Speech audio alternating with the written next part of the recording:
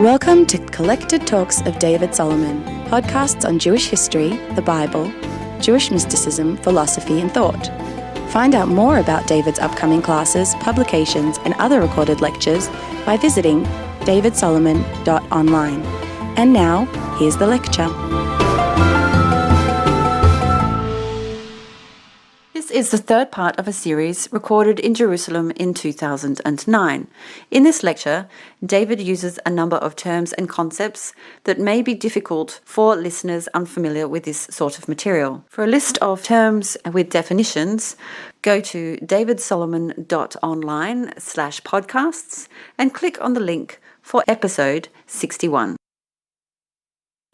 Those of you who have braved this, I'm always intensely surprised, particularly in this series of talks, that anybody is coming back, so that the fact that you are here is a tremendous delight to me.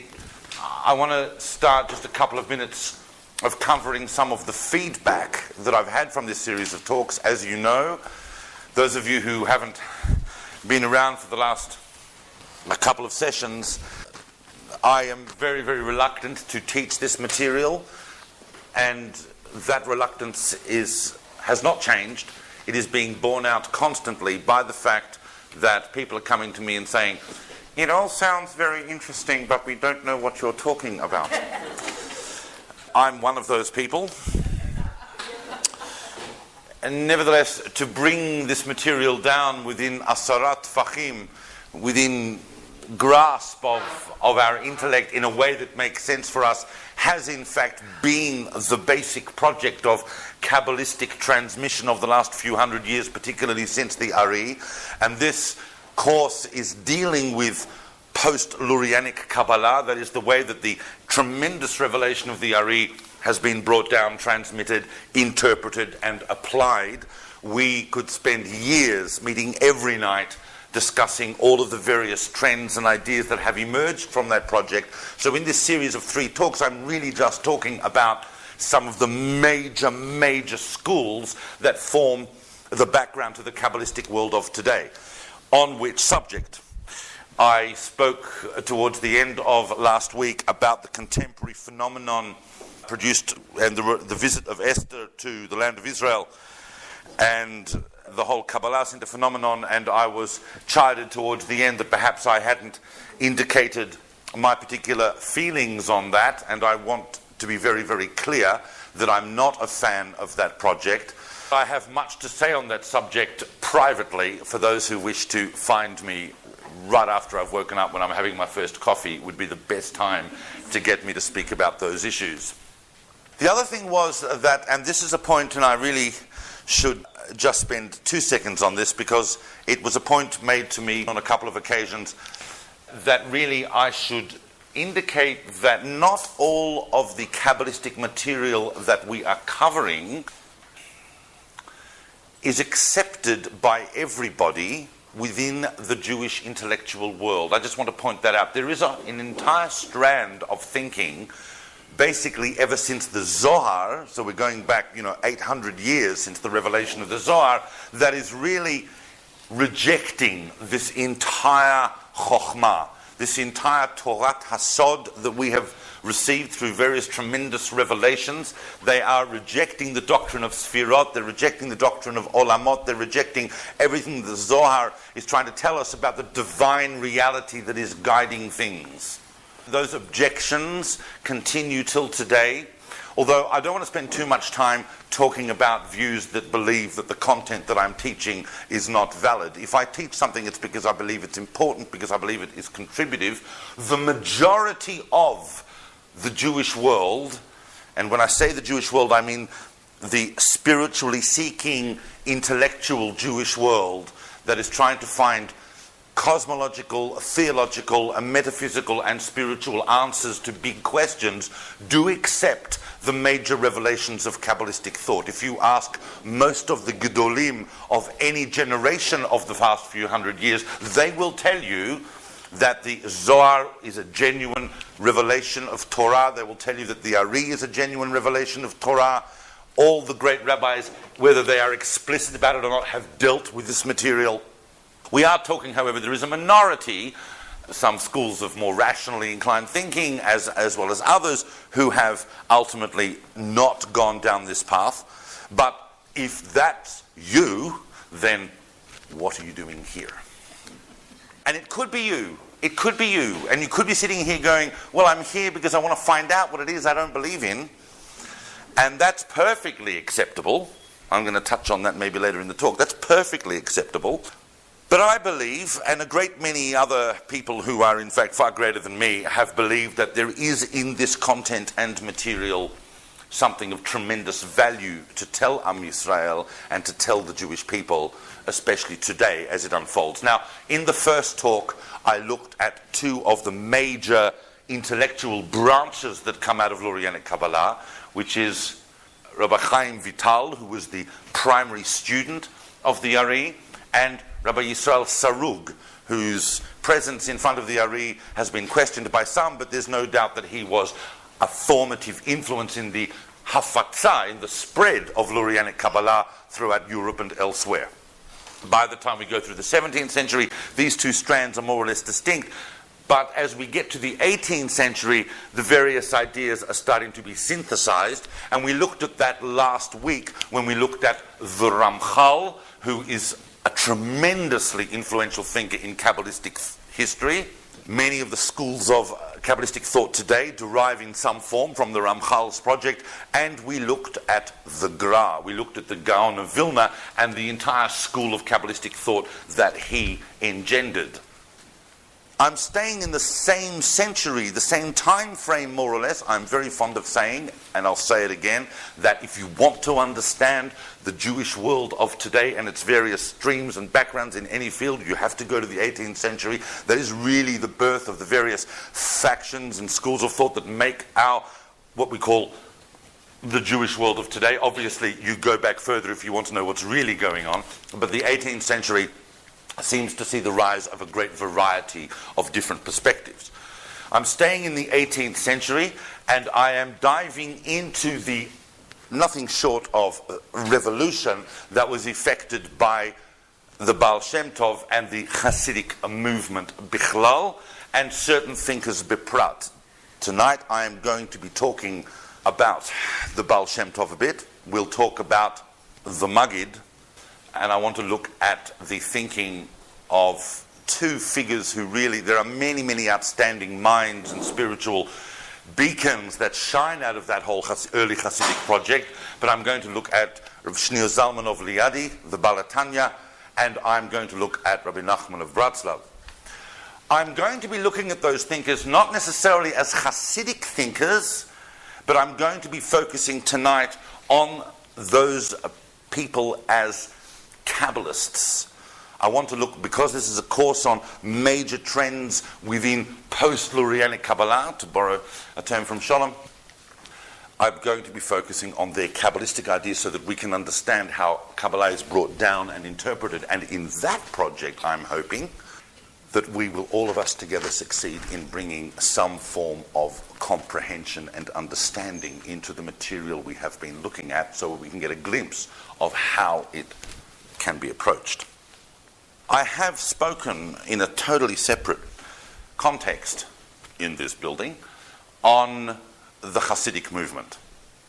So I'm not going to spend too much time on the historical context, although that is always important. When we looked last week, for example, at the transition that happens between the early 17th and the mid-18th century, you cannot ignore what is going on in the intellectual world bichlal. It just simply cannot be ignored. As much as someone might want to sit in a room and shut their eyes and their ears and go, there's no such thing as the Enlightenment, it does in fact have a massive impact on us and on Jewish thinking. But I'm not going to go into too much detail on the history, because the ideas themselves are going to require a little bit of time to unpackage. As you are aware, the Baal Shem Tov is flourishing. His career is really taking off towards the end of the first half of the 18th century, meaning that the Baal Shem Tov, in a sense, became revealed. He started going around saying, "Hi, I'm the Baal Shem Tov." in around 1736, and he died in 1760. So we've got about a 25-year period where his teachings are being recorded and listened to, and we can get a glimpse of what this transformation and revolution was all about. There is very little doubt that the Baal Shem Tov was deeply moved, motivated, inspired, and taught and enlightened from Lurianic Kabbalah.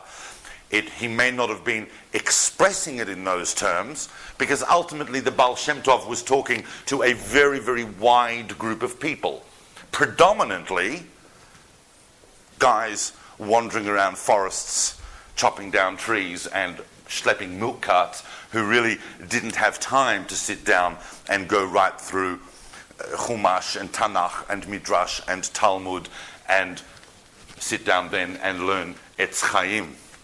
But nevertheless, his transformation is utterly based on concepts that we have already looked at, that are brought down by the Ari and subsequently worked upon by his students. There are a number of sources. I remember in this course, I actually, as much as possible, I want to tell you exactly where I'm looking and what I'm reading. There are a number of sources for the Baal Shem Tov. I think that Sefer Baal Shem, which comes out these days in about 2 volumes, is a very, very good and regarded by most scholars as reasonably authentic likut of some of the Baal Shem Tov's direct sayings. The Baal Shem Tov, well, sometimes it's difficult really not to place some historical context on this, but do you remember I spoke about it when I spoke about Rabbi Yisrael Sarug, and I spoke about the very influential book that came out of the Sarugian school, Emek HaMelech, and I spoke about this focus on the world being created by the Aliyat HaMachshava, as they call it, the rise within God of the thought of what? Very good, Stuart. I told you you're the tzaddikim. Because God contemplates the joy that he would get. Remember that Rabbi Yisrael Sarug's Limudei Atzilut starts with the concept of a sha'ashua, which is like this just absolute enjoyment. Because he's thinking of the tzaddikim, implying therefore that the tzaddikim are those who can behave in a way that would justify the creation. Hamatzdik et ha'olam. Everybody needs to behave and live in a way at every moment that would justify the creation of the world for them and for this moment. Everybody follow? Baal Shem Tov says, it's not just the tzaddikim. In fact, it's much more than that. The real thought that is coming up in God's mind, when you first read it, it's like, whoa, very radical thought. But the real thought that's coming up in God's mind is the thought of Rashaim, of the wicked. It is the wicked who cause the creation of the world, because it is the wicked who produce dinim, who produce judgments, who produce the infrastructure by which vessels can be built. It is the potential of every wicked person. And when we say wicked person, we don't just mean, bank robbers and rapists. We also mean me, definitely. But all of us are, until we're perfected, we're sometimes not perfect. Can't put that any other way. But the Rishaim, the potential of every human being to become perfected, to do teshuvah, and I know that I bang on about this when we discuss Nevi'im, when we discuss Tanakh, and I'm going on about this concept of teshuvah, and people take it for granted, and it's good I mentioned this since we're coming now to the end of Elul and the beginning of near Rosh Hashanah. It's very important to realize that this concept of teshuvah is such a radical concept. It's a radical concept brought to the world by the great prophets of Israel, by the Nevi'im of Am Yisrael, that if a person does teshuvah and they effect a proper inner transformation in themselves, they change themselves, they change the world, and every single thing that they were doing, they can be the biggest manuvel and drek in the world, but if they actually do teshuvah, every part of their wickedness is transformed into zchuyot. This is a huge concept, and it's not removed from when we look at someone like the Baal Shem Tov, who's really still dealing in that conceptual framework. The potential of every wicked person to do teshuvah is really what comes up into God. But while they're still wicked, they are producing dinim. In Kabbalistic literature, we have a concept called hamtakat hadinim, the sweetening of the dinim. It is those acts of the wicked. Now, what is this familiar? Why is this familiar to us? First of all, once we get over this idea, the startling idea that it's the wicked who create the world, well, not create the world, but cause the world really to come into existence, what does it remind us of? It's not so dissimilar from an idea that is heavily propounded by the Ramchal, by Rav Moshe Chaim Luzzatto, who I discussed last week. Because at the end of the day, the Ramchal is telling us that we do live in a world that is as good as it can be. The evil that exists in order to allow the world to exist. All evil exists in order so that the whole of the rest of the world can have existence, because the world cannot be created perfectly. It's created in stages. Our job is, on the one hand, sur mera, to ignore the evil, and on an even higher level, to fight it. But the evil that does exist exists necessarily, not for God, but for the world. You're listening to Collected Talks of David Solomon. Your support can really make a difference. If you enjoy these lectures, please consider rating or reviewing this podcast, or simply telling others who may be interested. Now, let's get back to the lecture. Now, the Baal Shem Tov says many, many things, but I'm bringing that one point because it exemplifies a point that's going to be burst open Kabbalistically by the people that come after the Baal Shem Tov in a uniquely Kabbalistic way, drawing on some of the Kabbalistic concepts we've studied. There is no way in this small series of talks that I can go into the great detail of all Kabbalistic ideas and literature and concepts. And as you know, those who've been here, I've been focusing primarily on one or two very, very preliminary concepts in Kabbalistic literature. As I've often said, I've spoken mostly about TZIMTZUM and Kav and Halal, and those concepts occupy maybe the first 2 pages of Etz Chaim. And Etz Chaim is like this.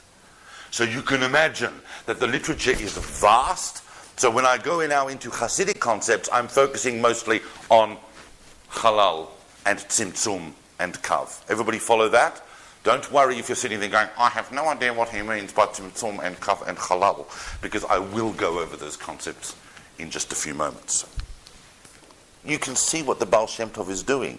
The Baal Shem Tov is bringing God down to take cognizance and to be relevant to the average individual zlob. The person who's just wandering around the world. God is trying to make his life and the meaning of his life relevant to the universe and relevant to the creator of the universe.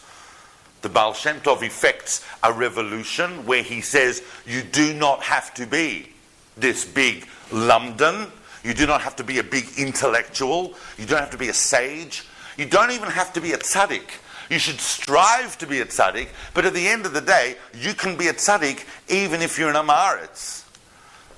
The key is that God cares about every single Jew, and every single Jew has a purpose and meaning in the world and a potential to fulfill. There is a very, very big concept in Lurianic Kabbalah that I have not discussed really in this series of talks yet, but that's very big for the Baal Shem Tov, and that is when, as you know, I discussed the concept of Shvirat HaKelim. Remember, here's my 2-second summary of Etz Chaim. We have Ein Sof, the infinite. Remember that we've now, Kabbalah introduces us into a world where God is not just one, but infinite. Ein Sof. Ein Sof does what we might call a HITBONENUT, in other words, a self-limitation where Ein Sof withdraws away into itself to leave what we call this is Ein Sof, to leave what we call the Halal, which is the empty space, void of God's infinite and limitless qualities, and then God re-enters the Halal through a line, which goes down to here, which we call the Kav. So just this basic dynamic is what I have been discussing. Remember also that as the light comes down into the halal through the kav, it emanates in two basic modes. One is what we call igulim, which are circular or depicted circular, and the other is yosher, which are lines and form basically other sphirot. Each of these are sphirot, by the way, whether they are circular or straight, and form the basic structure of what we call Dmut Adam, human configuration. I once again want to just very briefly highlight that it is the 18th century that really gives rise, and we discussed this last week, to a massive discussion that at times became very heated and sometimes even acrimonious between Kabbalists and the proponents of Lurianic Kabbalah and its interpreters about whether all this material is a mashal, meaning it's an allegory for something else. It's just a mode of depiction. It's a way of conceiving things, but it's really mashalic, it's really allegoric, and the meaning of the allegory is somewhere else in life. Or those who say, no, it's actually, this is what happened. It is kipshuto. It is literal. That debate is going on in the 18th century, and I can tell you that to some extent, if you poke around on strange places on the internet, it's even going till today. All of the Kabbalistic thinkers, or certainly most of the Kabbalistic thinkers that we know of and that we read up until the Baal Shem Tov, are focused on this idea. Actually, I was in the middle of another point. I haven't lost it. I was in the middle of another point, which is something that I haven't really talked about too much yet. And I was just going to say, because it's very important to understand the Baal Shem Tov, is that the Baal Shem Tov also focuses, even though we haven't really discussed it, you remember that the light comes in and then the kelim, the vessels that are created in the halal, cannot contain the light, and they gesmash. And they gesmash down here, and then they are rebuilt as the worlds of Abiyah, Atzilut, Biyah, Yetzirah, and Asiyah. These four worlds, particularly, Atzilut is a fully perfected, reconstructed world. It is ideal, it is perfect, but Biyah is where we live. That's our conceptual, physical, spiritual universe. Everything is contained in Biyah. That's really what needs to ascend up, and then so on. Now, when the kelim fell, when the vessels fell, there adhered to the vessels sparks of divine light. Those sparks of divine light are hidden in our universe. They go down into what we call the klipa, which I haven't really spoken much about, which is the whole, the evil side. And they come down, and then our job as humanity is to raise those sparks which sustain things in the universe and raise them up so that they can be restored to the divine and can take part in the reconstruction of the ultimate vessel, which is the world that can contain the light of God. The Baal Shem Tov is very big on the idea of raising sparks, meaning you don't know where you're going to find the spark of the divine. It could be anywhere, and you have no idea necessarily which action or which person or anywhere. So everything in your life has the potential to be raised up and sanctified for divine use. The real transition for Chassidut, intellectually, in terms of Kabbalistic ideas, comes after the Baal Shem Tov. The Baal Shem Tov is not expressing his ideas in explicit Kabbalistic language. That is left for his successor, and his successor is the Maggid of Mezricth, Dov Ber Maggid of Mezricth. Now, I'm going to do something. I can see everybody's already going to sleep, and I'm going to do something. I don't normally do this. Leave a lecture halfway through. No, I'm kidding. I don't normally do this, but I'm actually going to read something. Oh my gosh, he's going to read something. Some people are getting the idea I know how to talk, but they think I don't know how to read, and maybe that's true, but if I didn't read anything, I wouldn't have much to talk about. The reason I want to read this to you, it's just one paragraph. The reason I want to read it to you is because I think that the Maggid says this better than anyone else, and certainly better than me. It's from Maggid Dvarav Yaakov, and in fact it is the opening paragraph. It is Aleph, and I'm just going to read it quickly. I will translate. I don't want anybody running out of the room in panic because I'm speaking in Hebrew. But I just want to read you this paragraph because this really sets the tone of what the Maggid does. The Maggid, you see, the Maggid is the Maggid who, by the way, dies in 1772. Interestingly, that's the year that not too long after the Cherems that came out from the whole school of the Gra and the Chassidic movement, but it's also interestingly the same year that Rebbe Nachman of Breslev is born. The Maggid, but we're not entirely sure when the Maggid was born. When the Maggid was born, we're not sure, but one assumes he would have been probably in his... I don't know if anyone has a Masoret for how old the Maggid was when he passed away. Do we know? Probably in his 60s or something like that. Passed away in 1770, just so you have an idea. But the Maggid is really the first Kabbalistic systematizer of what the Baal Shem Tov was trying to achieve. Remember, as I've said before, you don't have to know Kabbalistic literature and ideas to understand Chassidut, but you definitely need to know Kabbalistic concepts and ideas to write and Chassidut, to originate Chassidut. All of the great Chassidic leaders were profound Kabbalists, intimately aware with all the source texts of Kabbalistic literature. I remember when I was in Chassidic yeshivot, the study of source Kabbalistic texts was not encouraged. But there's no question that all of Chassidut, and I'll get onto this later in a short while, all of Chassidut is based on Kabbalistic concepts. I want to read from you from the Maggid because this paragraph, in a sense, speaks for itself, based on some of the concepts that we've been talking about. Amar Rabbi Yitzchak. Who recognizes that? Who recognizes that? Yes? Yes? Excellent. First Rashi on Breshit. Very good. A lolly for this woman. Amar Rabbi Yitzchak. Lollies are sweet. God, it's a famous Rashi, we all know it. God didn't need to start the Torah at Bereshit. He could have started it where?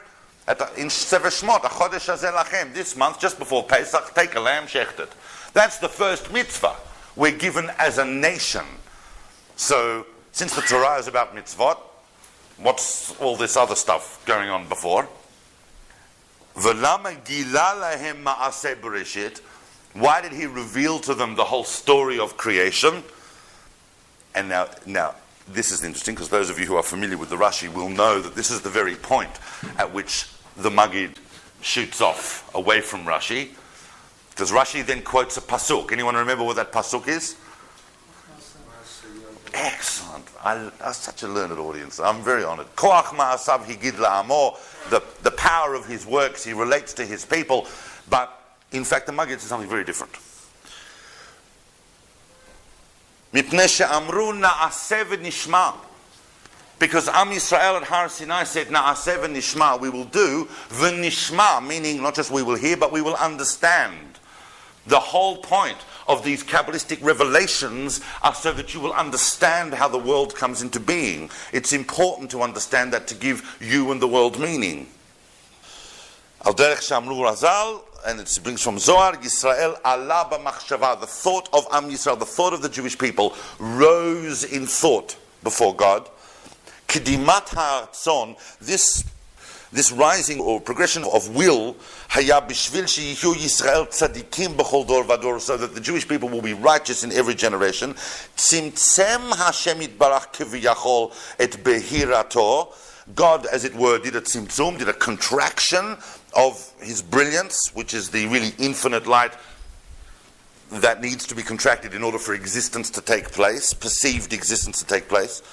Kedimiyon av, like a father, hamitzamtzem et sichlo, who reduces or contracts his intellect, umedaber divrei katnut, and speaks sort of childish things, bishvil beno katan, for his small child.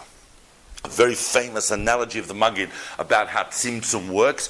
It's a contraction of the infinite in order to come down, and the mashal that he gives is a big rav, or especially a father giving over a concept to a child. V'gam kol midot ma'aseh na'arut noladim b'ha'av. It's not only intellect, it's all sorts of childish behaviors that the father has to adopt, or that are produced by this coming down to the level of the child. It is the father coming down to the level of the child, not just in words, but even in sort of behavioral modes, mucking around, laughing, sitting under the table, playing with marbles, whatever it is you do with your kids. She'ohev et ma'aseh na'arut Because he comes to love these childish behaviors, so that the child himself will have delight in what the father is trying to communicate to him. And it's good, it's nice for him. That's a very bad translation, but I just... by God, the past and the future are one. There's no distinction in time. Time comes later in the emanatory process. And God takes pleasure and enjoyment from the acts of the righteous. Contracted himself. Tzimtzum nikra chochma. Tzimtzum is chochma. It's called chochma. Remember that I'll just remind us of the Sephiroth. So the first is KETER. The KETER is way beyond any... KETER is the very will and idea behind any unfolding. And CHOCHMA is the first of the Sephiroth. So CHOCHMA is the first kli, it's really the first vessel. All of creation happens through CHOCHMA, which means wisdom, but really means CHOCHMA. Hashem b'CHOCHMA yasad eretz. Through CHOCHMA, Hashem founded the earth. Eretz being Malchut. Tzimtzum is CHOCHMA. Ki HaChochma hu me'ayin. Because CHOCHMA is from nothing. KETER is called ayin, it's called nothingness. CHOCHMA springs from nothingness. Al derech, and this is a pasuk from Iyov, v'ha-chochma me'ayin timtza. From where do you find CHOCHMA? It comes from ayin, it comes from nothing. V'tzimtzum haya b'shvil Yisrael. This contraction of the infinite was for the Jewish people. V'gam ha'ahava garma et tzimtzum. It was love that caused tzimtzum, not dinim. Dinim, which is the concept of limitation. God has to limit the infinite in order to create the world. But in fact, says the Maggid, this is the big revolution of the Maggid, it's chesed, it's ahava, the whole concept of the creation of the world. V'zeu ve'ele toldot Yitzchak Avraham holid et Yitzchak. Remember how the Zohar shows us that all of the Sfirot are emblematically represented by biblical figures. The idea of Avraham holid et Yitzchak. Yitzchak is the idea of dinim. Yitzchak is the idea of pachad. But it is Avraham holid et Yitzchak. Ultimately, tzimtzum might look like din, but it is in fact a tremendous act of chesed, tremendous act of ahava on the part of God for the world. Every single second of every single moment, a person should be aware that existence is phenomenal. The fact that anything exists, and the fact that I exist, that you exist, that people exist. Now, what is the Maggid telling us? He's telling us basically that Tzimtzum is the process of the Chochma of Ein Sof, of God concentrating into the Chochma of Ein Sof. What do we notice? Is anyone noticing something very strange about this? I know that I just read something from the Maggid, it sounds very nice, but there's something very strange going on Kabbalistically. The Maggid's got a totally different concept of Tzimtzum from what we've seen before in Kabbalistic literature, from what Chaim Vital and everybody else tells us specifically. They tell us that Tzimtzum is a movement on the part of Ein Sof away from a central point into Ein Sof itself, but the Maggid is telling us that in fact Ein Sof is concentrating into a point. Can you see that paradoxical moment? That is the first, in a sense, at a very, very high level, and the Maggid is very high. If you read the Maggid, you either need to be high or just realize that he's high, because it's very, very powerful stuff. But it's a transformation, it's a concentration into a point. It's also ma'aseh na'arut. It is, in a sense, childish. It is a concentration and a lowering as God is into chokhmah, and then subsequently all the other kelim and all the other sfirot. And for the Maggid, and he writes elsewhere, that the sha'ashua, this delight, this ta'anug that God has thinking about the universe, is itself the very reward that the righteous get when they rise up back through time and through spirituality to the essence of God. They get the sha'ashua, they get the delight. For God, the sha'ashua, the ta'anug, is both the creating force, it's the thing that precipitates and triggers creation, and it's the very reward for those who caused creation to happen, because in God there is no differentiation of time. When I was much younger, and I was studying in yeshivot, so I had the privilege, I spent a few years in yeshivot, but 3 of those years were in the framework of Chabad. And it's very interesting for those of you who've learned in Chabad Yeshivat. I don't know how it is now. We live in a slightly different world from when I was in yeshiva in the 18th century. We live in a slightly different world, only a couple of decades away from that. When I was in Chabad, remember I spoke last week about how one of the things that I was confused about when I was young and I started learning Kabbalistic material was I went to the commentary of the Baal Sulam, Rav Yehuda Ashlag, and then I came back to Chassidut, and I couldn't work out why he was talking about totally different concepts than the concept and that sets you on a path of trying to work out what's going on. Well, when you're in Chabad, I don't know now, but maybe Levingo or others could tell me, but there were two massive figures from the 18th century that are simply not mentioned. They're not discussed. They're not discussed. One was the Ramchal. Chabad doesn't talk about the Ramchal. I mean, I'm hearing from every other input in the universe how massive the Ramchal is. I have other teachers outside of a Chabad framework who are going, the Ramchal. And Chabad's going, Ramchal? No. And the other is Rebbe Nachman of Bratslav. Even Chabad literature that talks about the widening sort of different variations of schools and Chassidic thought that doesn't really talk about Rebbe Nachman. But there is enough, and therefore I spoke about Ramchal last week. I'm going to speak about Rebbe Nachman in a few minutes, but I need to spend some time on Rav Shneur Zalman of Liadi as the bridge between this. Many of you would be familiar with the Alter Rebbe's primary work, which is the Tanya. And the Tanya is a book that all of us with reasonably scratchy Hebrew can make our way through. It's not a difficult book linguistically. The concepts are not, at least on the surface, so mind-boggling that they can't be understood. He's much clearer than I am. But he takes a person through a journey of the mind using Kabbalistic concepts, but it's basically a book on how to be a better person in the world, how to be a better Jew, how to do avodah. It's not explicitly dealing with massive Kabbalistic concepts. So anybody can learn Tanya, but if you learn Tanya, it's not going to turn you into a Kabbalist.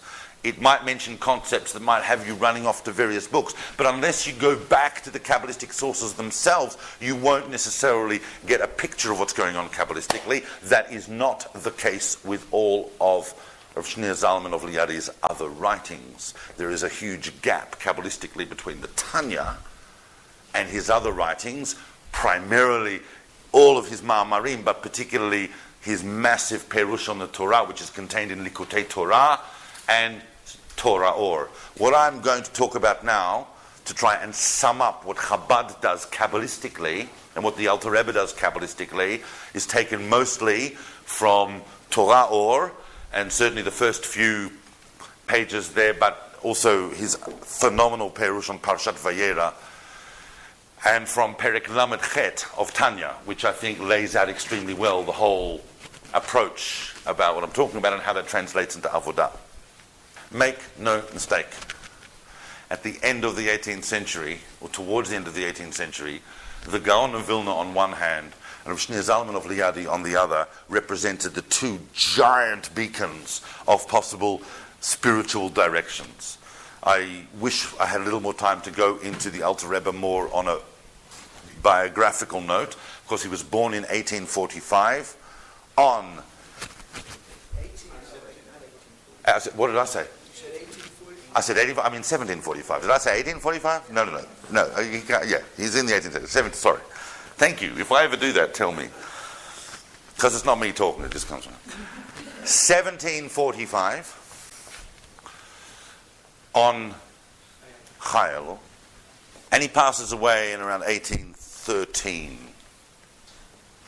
Just to give people a picture of when he's sitting, he is really a student of the Maggid. He is part of that next circle, the next generation of Hasidic thinkers. He has probably got more names by which he is known than just about any other figure in Jewish history. He is known as Shneur Zalman of Liadi. He is known as the Baal HaTanya. He is known, of course, within Chabad as the Alter Rebbe. He is got a variety. He's also known as the Rav, Because don't forget that as well as a massive Kabbalistic and Chassidic project, he also composed, at the behest of the Maggid, and basically an entire Shulchan Aruch. So he's a massive, massive figure. And famously, of course, an Ilui, and as I've often said, and I'll say it again, if you throw a stone in the 18th century, it will land on an Ilui. And he was a huge Ilui. And by the time he's around 20 years old, he has a choice as to whether he's going to go to Vilna to sit and learn with Eliyahu, the Gaon of Vilna, the Gra, or whether he's going to go to Mezricth and learn, or Mezricth and learn with the Maggid. And he says famously, I basically think I know how to learn, but no one's told me how to pray. So he goes and to the Maggid. Shneor Zalman is concerned with a very, very big point. He's concerned with a number of points, but at the basis of much of his intellectual and spiritual inquiry is a dual concept that he seems to be struggling with right across his literature. And that is the concept of the fact that Or Ein Sof is, once again, I'm going to talk about concepts, and you will be sitting there saying, what is this all about, and what has this got to do with anything, especially me, and why is this useful? I'm asking you to bear with me a few moments. I've got to lay out the concepts, and then I'll show how he brings it down. The whole point of the evolution of post-Luranic Kabbalistic thought is this attempt to bring the ideas down to a point where we can actually understand them and their relevance for us. The Alter Rebbe is concerned with the concept of SOVEV. SOVEV. What is the meaning of SOVEV? Surrounding, as in Sviva. Surrounding, because God surrounds all the worlds. And Memale. God fills all the worlds. In fancy English, God is transcendent and God is immanent. Now we have that basic dualism in God, and Shneor Zalman is trying to penetrate beyond that. Our task is really to try and reconcile those two facets of God's revelation to the world as both Sovev and Memale. Here's what that might mean. In fact, here's what that does mean. Everybody is wandering around with a concept of God. A concept of God. When I say the word God, everybody goes, I know what I think, there it is. That's it. Everybody's walking around with a concept of God.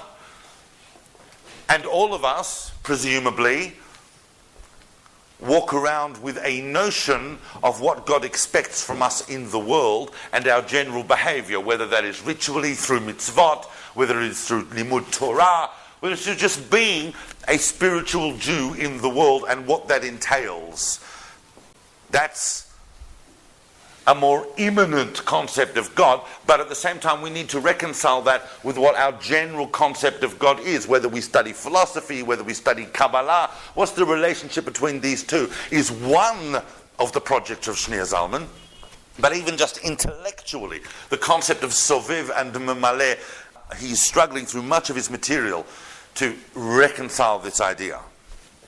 TZIMTZUM, which he takes from Maggid, which we read that passage, is the CHOCHMA of Ein Sof. That's where TZIMTZUM begins to happen, in the CHOCHMA. Therefore, TZIMTZUM is Torah. And Torah is Chochma Ilah.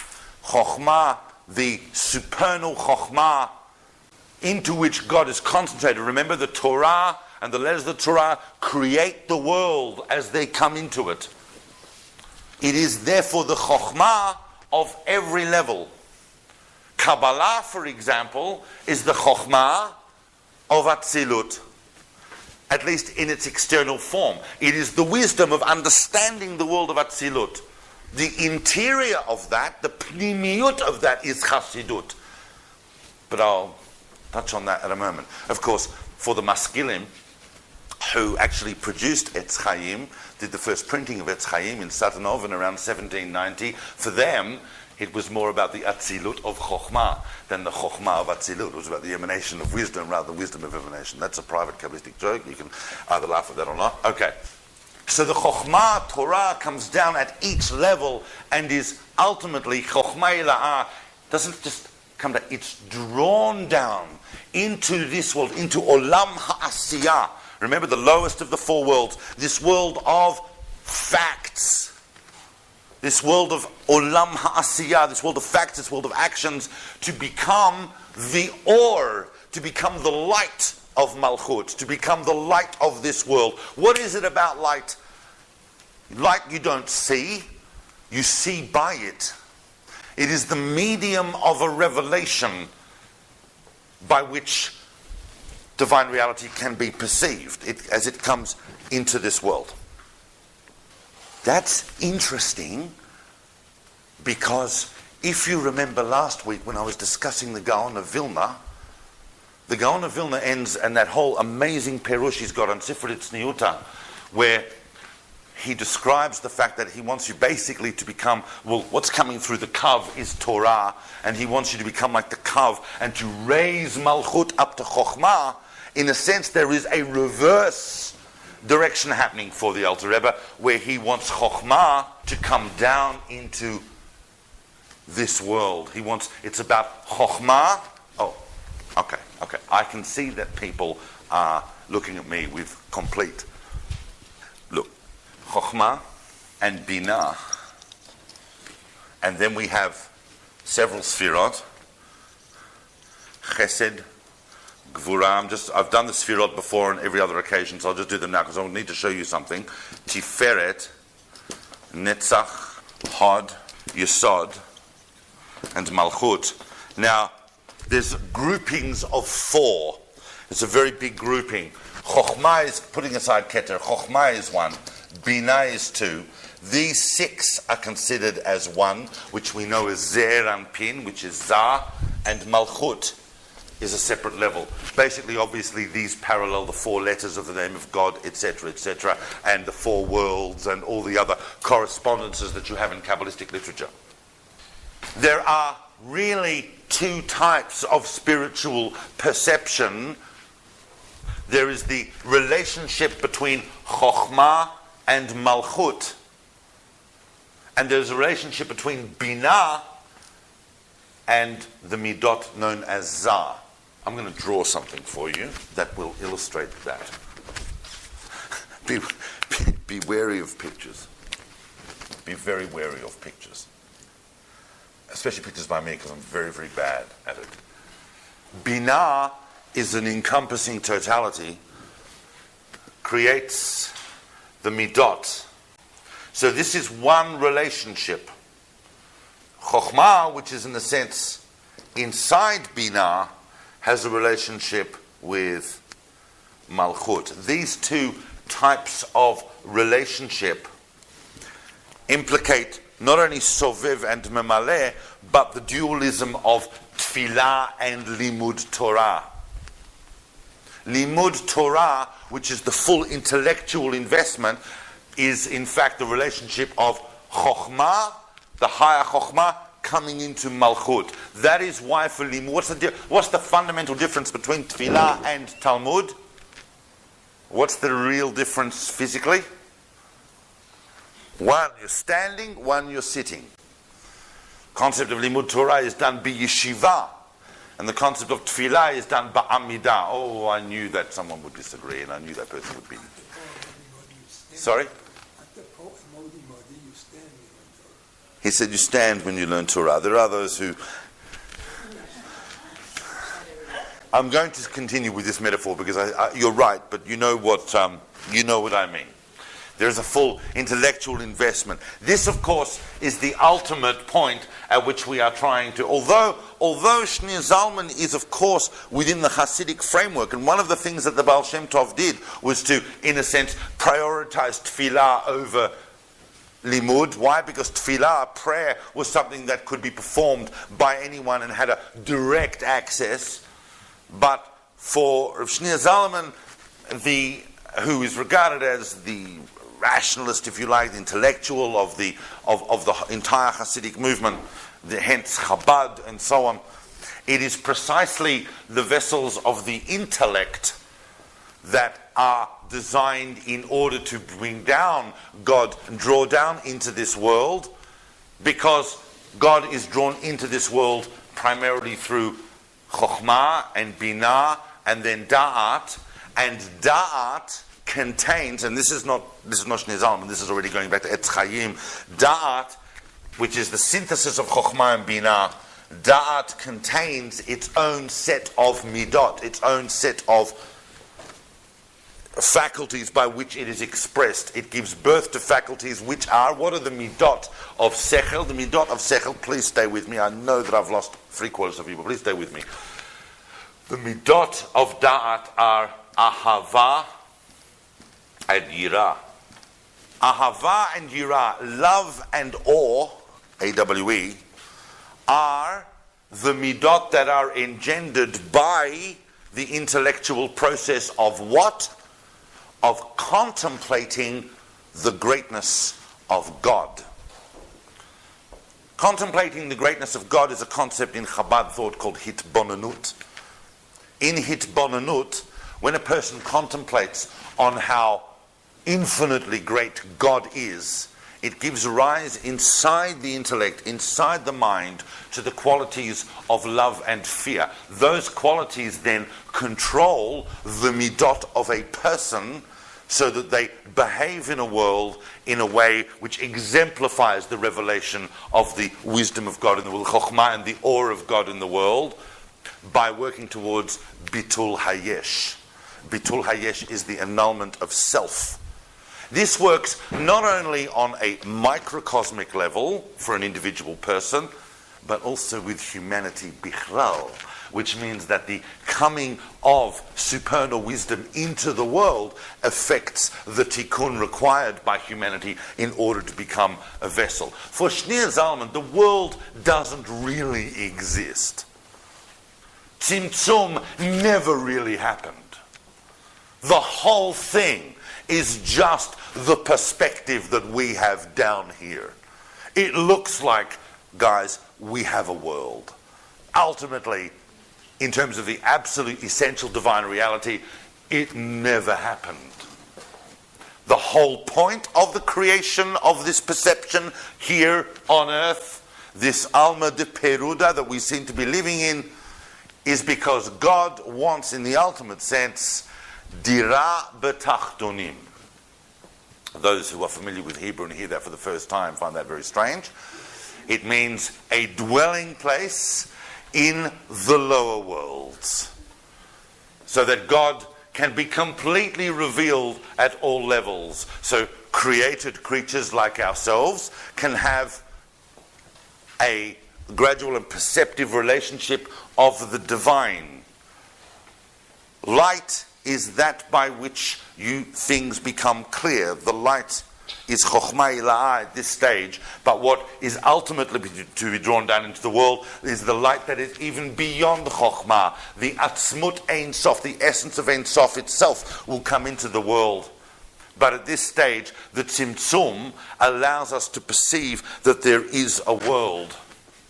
So, this relationship really represents the concept of religion. This represents the concept of our day-to-day existence as Jews in the world. This represents our rituality. This represents our relationship to God based on the investment of Torah. But ultimately, we are trying to draw down Malchut into Chokhmah into Malchut in order to bring Or from above Chokhmah, or from Ein Sof, into the world itself, so that we can perceive God everywhere and in everything.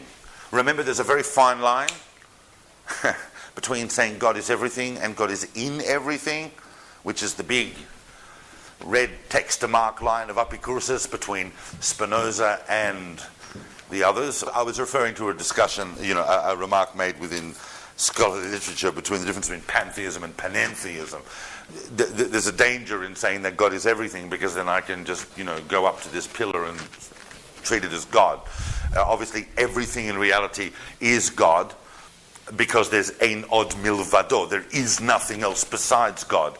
But in terms of our perception, as we unravel the layers, as strip away the layers, as Matasiyahu says. To quote another great Chabad thinker. Gaon disagreed with Baal Shem, with Shnei Zalman. What is his major difficulty with what we just explained? There is none on a Kabbalistic level. This is the amazing thing. The Shnei Zalman and the Gra would have had basically absolutely no nafka mina on the outcome of what you're trying to achieve. There might be different slight emphases here. The real problem, as I've spoken in other times, the real problem of the Gaon of Vilna with the Chassidim was much more to do with ritualization, with separation, with new shchita, with new nusach tefillah, with reports of Sabbaty and orgy, all the rest of it goes on with that. It wasn't to do with essential Kabbalistic ideas, although as I've shown, if we get down to the brass tacks about it, does seem to be, when you look at it, a different type of conceptual movement between us elevating ourselves in the world towards God, or drawing down divine light and drawing down God into the world of facts, into olam ha'asiyah. It's dira b'tachtonim. It's precisely here where God needs to be revealed. It's precisely here where we need to see that no tzimtzum actually took place, that God is everywhere and God is behind it. It's actually here. And it is by engaging in facts and engaging in reality, but according to Torah and according to the holiness that is brought about by Torah and the light that it sheds on reality, and by especially by preparing ourselves and the world to be that vessel that can contain the light.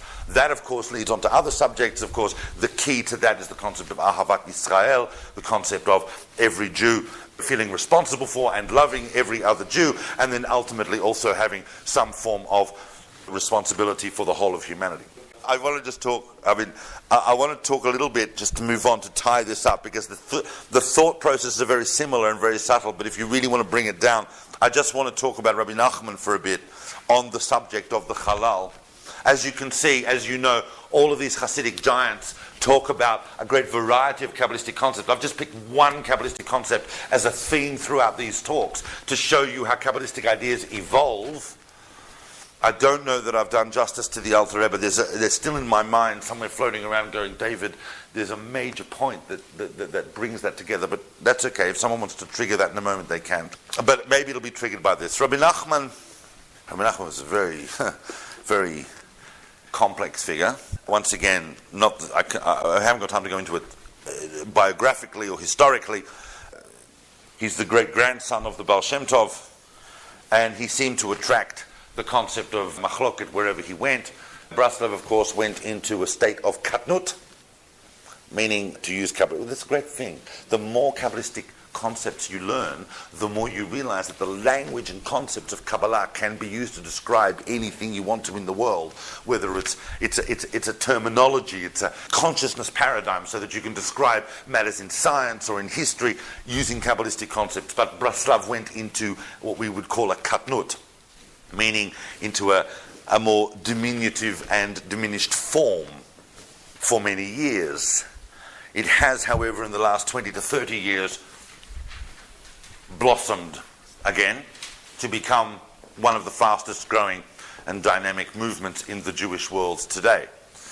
You should also be aware, and I know that since most of us live in Yerushalayim, you are definitely aware, that Braslav is not some monolithic movement, that in fact it contains a great variety of sub-movements.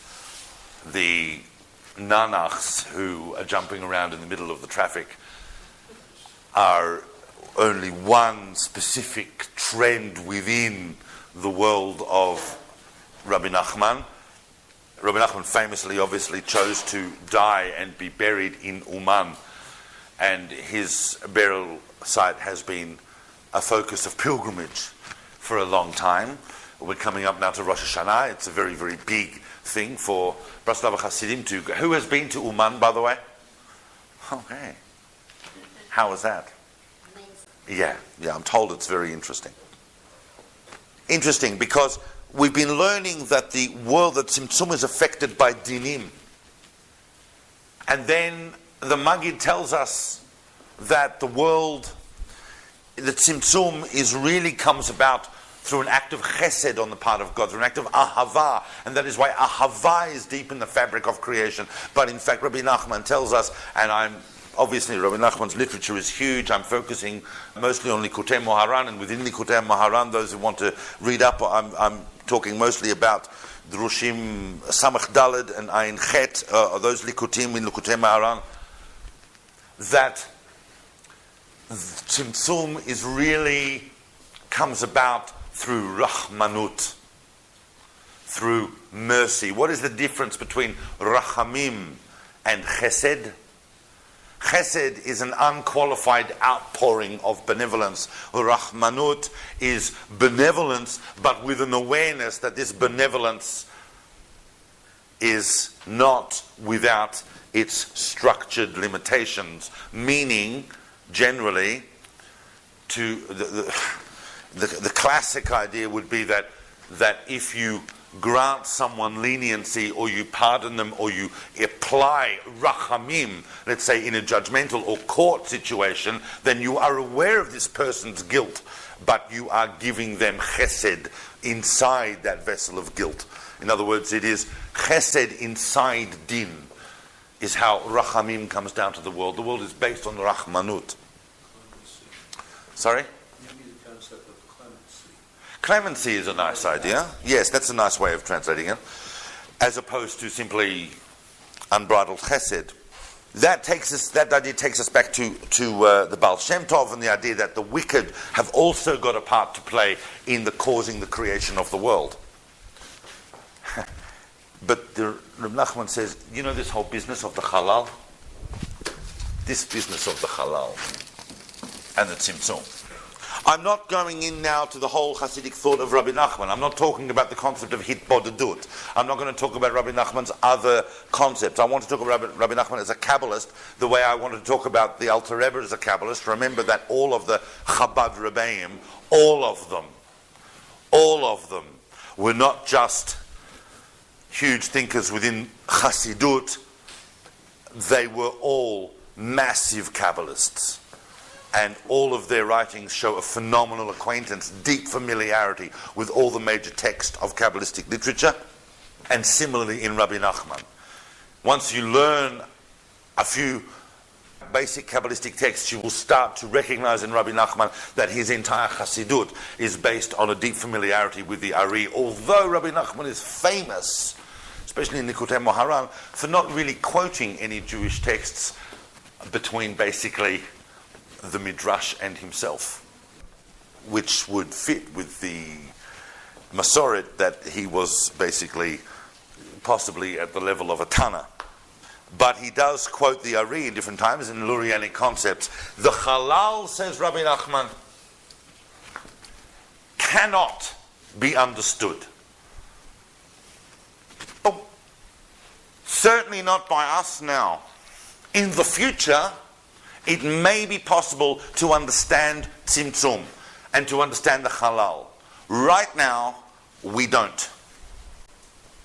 All we know about the Halal, and once again I'm hoping that this will show how an abstract cosmological idea that starts with the Ari starts to unfold and become more and more existential for us. The Halal can't be understood, but we do know that it allows for creation to exist. That means that the essence or the grounding of all being, of all creation, is nothingness. Sounds very Sartrean, but it's nothing. What emerges from the halal in order to allow the world to exist is the concept of machloket, division. Anything that emerges from the halal must emerge as a binary. The concept of shnei hafachim, two opposites. It must emerge as a binary. It cannot emerge as a unity. From here is zero. What is beyond the halal cannot penetrate through the halal as a unity. It must come out as shnei hafachim. It is machloket. It is binary construction, but it's also machloket in its simple concept as understood within Jewish literature. The idea of rabbis arguing and having different opinions over Torah actually creates the world in which we live, allows the world to exist. All a tzimtzum is a levush. It is a covering. It is a garment. It is composed, of course, of OTIOT. As we know from Yisrael Sarug, is composed of OTIOT. OTIOT are language. Beyond language, we have no way of expressing, because language is the kli of reality. Beyond language, there is nothing. So for us, the halal is the absolute grounding. There are, says Rebbe Nachman, in the world, see, I know what I'm about to say, and it's going to sound. There are, says Rebbe Nachman, two types of apikursus. Everybody know what I mean by apikursus? Good. Apikursus meaning heresy. One type of apikursus emerges into the world from the shvirat kelim, the process of the breaking of the vessels, when everything becomes a tumult, everything gets mixed up. Most apikursus that you hear about, which comes from various chochmas in the world, whether they're the Enlightenment, and remember, Rebbe Nachman is the guy who's telling us, boys and girls, an enlightenment has happened in the Goyish Welt, and it's going to have an impact on us, and maybe not now, but maybe in 100 years, 150 years, 200 years, there's going to be a big cri de foi, crisis of faith. And now, you need to understand that all of the apikursus that comes from all the chochmas in the world have answers. They have answers. It's okay. You know why? Because that apikursus comes from the shvirat kelim. But there is another type of apikursus. That is the apikursus created by people who do not understand Torah properly, who sit down with a piece of Gemara and make a svara which they think is particularly brilliant, but is utterly wrong, and goes on to create division, and goes on to create minut, and goes on to create improper interpretations of Torah that ultimately cause the breakdown in Am Yisrael. That type of apikursus has no answer. It's a very clever play on words, because it says ein lezet tshuva, which is the famous like this, no tshuva, no tshuva. Why? Because it doesn't come from shvirat kelim, it comes from the halal. The only way that Am Yisrael gets through history in the face of that type of apikursus and that type of intellectual breakdown, which is of course referred to as Amalek. And Amalek comes also from the halal for Rebbe Nachman. Therefore, anti-Semitism, which is also meta-rational and incomprehensible, also comes from the halal. The only way that Am Yisrael crosses and traverses those chochmot and that history is through emunah.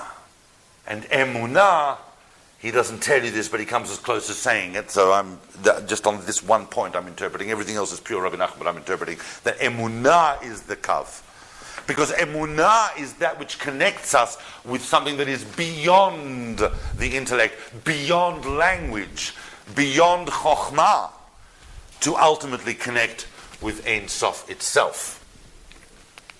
For Rebbe Nachman, tzimtzum can also be used to calm a person down. Sometimes a person can have such an intense level of HITLAHAVUT, of, what's a good, enthusiasm. Very good. Can you see the power and beauty of Hebrew? How the word, you can see inside the word HITLAHAVUT, the word lahav meaning a flame, and so HITLAHAVUT, to become inflamed. Enthusiasm is a great translation, but it doesn't really hit the mark. Passion, but although passion is more on the level of tshuka, it's more on the level of desire, whereas HITLAHAVUT, on fire. A person can be passionately on fire and even deeply enthusiastic, and they have no way, it is so powerful I don't know if anybody's ever felt this. It cannot be contained. It cannot be contained. It has no vessel with which to be contained. The Torah is the tzimtzum of every person that is capable of containing that energy and giving the person the structures and the dinim by which to create the kelim by which to be in the world, because otherwise you would just annihilate the world. I mean, as far as everybody else is concerned, you're in a padded cell. But as far as you're concerned, you've basically annihilated the world through this inability. Because if you realize, really, that tzimtzum never took place, this is the really big revolution of the Baal Shem Tov message. If you realize that tzimtzum never took place, then although we've discussed in the last few weeks this myriad of levels and olamot and partsufim and these different stages of emanation, but ultimately Ein Sof is here.